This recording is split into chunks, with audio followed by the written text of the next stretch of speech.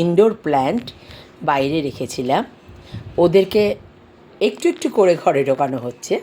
তো এখন পুরোটা ব্যালকনি থেকে পরিষ্কার করে এই ইনডোর প্ল্যান্টগুলোকে আমি একটা জানালার কিনারে রেখেছি যে তোরা আজকে থাক, আস্তে আস্তে করে হবে। অ্যাকচুয়ালি কি ইজি সব কিছুই, থিঙ্কিংটা হতে হবে ওদের মতো।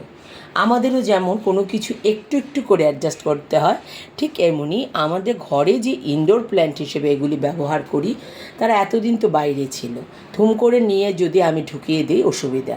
একটু একটু করে এমন জায়গায় রাখতে হবে যাতে সানলাইট পায়। আর আরেকটা ব্যাপার, কোনো গাছই 100% ইনডোর হয় না।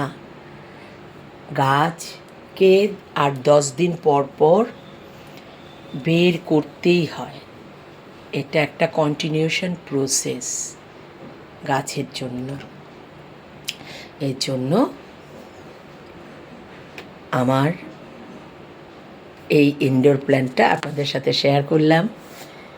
গুছিয়ে আবার করব।